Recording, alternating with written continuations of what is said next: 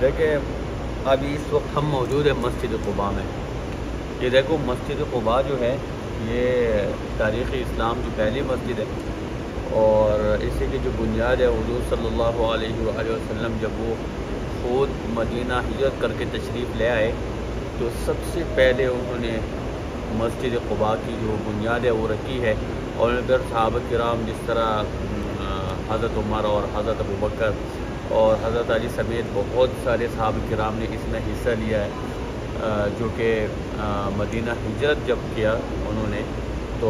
وہ مل کر انہوں نے یہ مسجد بنائی ہے اپنے ہاتھوں سے. اور اس وقت پتہ نہیں اس کی کیپیسٹی کتنی تھی، لیکن اس وقت اس کی جو کیپیسٹی ہے وہ تقریباً ہے 55,000 اس کے اندر لوگ آتے ہیں جو کہ وہ نماز پڑھ سکتے ہیں، یہاں پہ عبادت کر سکتے ہیں. اس سے پہلے یہ تقریباً 20,000 اس کی کیپیسٹی تھی، اور ابھی یہ جو ایکسپینڈ کیا جا رہا ہے میں ابھی آپ کو دکھاؤں گا. تو تقریباً یہ جو پلان ہے گورنمنٹ کا، اس میں تقریباً آنے والی دنوں میں یا مستقبل میں تقریباً 66,000 جو لوگ ہیں اس میں ایک ٹائم پہ عبادت کر سکیں گے، نماز پڑھ سکیں گے. یہ ابھی ایکسپینڈ کیا جا رہا ہے اور بہت ہی عمدہ طریقے سے اور بہت ہی خوبصورت طریقے سے اس کے اندر کام جاری ہے اور یہ ایکسپینڈ کیا جا رہا ہے. یہ جو مسجد قباء ہے یہ ایکچولی جب حضور صلی اللہ علیہ وآلہ وسلم قباء تشریف لائے تو قباء مدینہ کا اس وقت ابھی بھی شاید سب سے پہلے گاؤں ہے، لیکن اس وقت وہ جب مدینہ انٹر ہو رہے تھے تو جس طرح آپ گیٹ کہہ لیں مدینہ کا گیٹ، تو ایک گاؤں یہ جو قباء نام ہے اس کا، تو سب سے پہلے یہ گاؤں آتا ہے. تو حضور صلی اللہ علیہ وسلم جب مدینہ انٹر ہو گیا اور یہ گاؤں سب سے پہلے آ گیا تو حضور صلی اللہ علیہ وسلم نے یہاں پہ مسجد بنائی اور اسی مسجد کا نام جو ہے وہ اسی گاؤں کے نام کے اوپر رکھ دیا. تو بہت ہی خوبصورت مسجد ہے، اور یہاں پہ حضور صلی اللہ علیہ وآلہ وسلم کا حدیث ہے کہ یہاں پہ جب آپ وضو کرتے ہیں اور یہاں پہ آ کے 2 رکعت نفل پڑھتے ہیں تو ایک عمرہ کے برابر کا ثواب ہے، اور وہ عمرہ جو قبول ہو گیا ہو تو ایک عمرے کے برابر کا یہاں پہ ثواب ہے. یہ دیکھو وہاں دکھاؤ، بہت سارے لوگ یہاں پہ دیکھو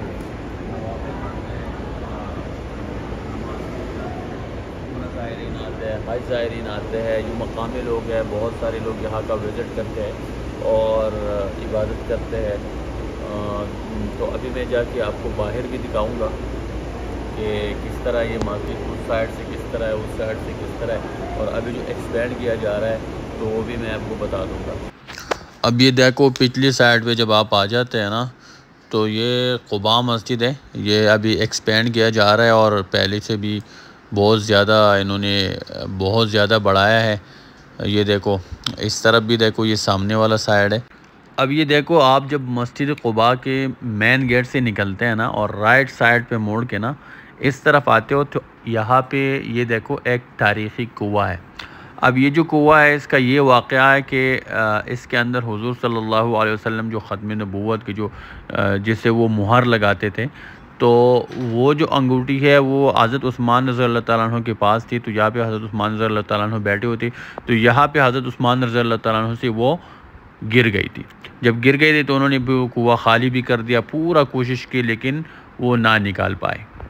پوری کوشش کرنے کے باوجود جب نہ نکال پائے تو انہوں نے پھر اسی کی طرح ایک اور انگوٹھی بنائی. جب حضرت عثمان رضی اللہ تعالیٰ عنہ کے اوپر جب وہ قاتلانہ وہ وار ہوا اور وہ دنیا سے چلے گئے تو پھر وہ انگوٹھی کسی کو بھی نہیں ملی ہے. اب اس کا پورا واقعہ کچھ یوں ہے کہ حضور صلی اللہ علیہ وسلم ایک دفعہ اس کنویں کے سامنے بیٹھے ہوئے تھے اور حضرت ابوبکر رضی اللہ تعالیٰ عنہ آئے تو باہر ایک صحابی تھی. تو انہوں نے پوچھا کہ میں اندر آنا چاہتا ہوں. تو وہ صحابی آ کے حضور صلی اللہ علیہ وسلم سے پوچھا کہ ابوبکر آنا چاہتا ہے. تو انہوں نے فرمایا کہ ابوبکر کو بلاؤ اور ان کو جنت کی بشارت دے دو. اسی طرح پھر عمر جب آئے تو انہوں نے پھر سے کہا کہ ان کو بلاؤ اور جنت کا بشارت دے دو. پھر اس کے بعد حضرت عثمان رضی اللہ تعالیٰ عنہ جب آئے تو ان سے بھی سیم اسی طرح فرمایا کہ ان کو بلاؤ یہاں پہ اور ان کو جنت کی بشارت دے دو، اور ساتھ ان کو کہو کہ آپ کے اوپر ایک پریشانی آئے گی جو کہ بعد میں فتنہ آیا تھا جو آپ سب کو تاریخ معلوم ہے. تو نبی صلی اللہ علیہ وسلم نے اپنی جو مہر نبوت کی انگوٹھی ہے وہ پہلے خلیفہ حضرت ابوبکر کو دیا تھا، ابوبکر نے پھر حضرت عمر کو دیا تھا، عمر کے بعد پھر عثمان کو منتقل ہوئی، اس کے بعد عثمان رضی اللہ تعالیٰ عنہ سے یہ یہاں پہ گر گئی تھی اور یہاں بھی پھر نہیں ملی تھی۔ حضرت عثمان رضی اللہ تعالیٰ عنہ نے اس کی کاپی تو بنائی تھی، لیکن بعد میں جب وہ اس کے اوپر قاتلانہ حملہ ہوا، وہ دنیا سے چلے گئے تو پھر وہ کسی کو نہیں ملی۔ حضرت عثمان رضی اللہ تعالیٰ عنہ اپنے دور خلافت میں یہ جو شاندار یادداشت ہے اس کو تازہ کرنے کے لیے یہاں پہ اکثر تشریف لایا کرتے تھے اور یہاں پہ بیٹھ جاتے تھے۔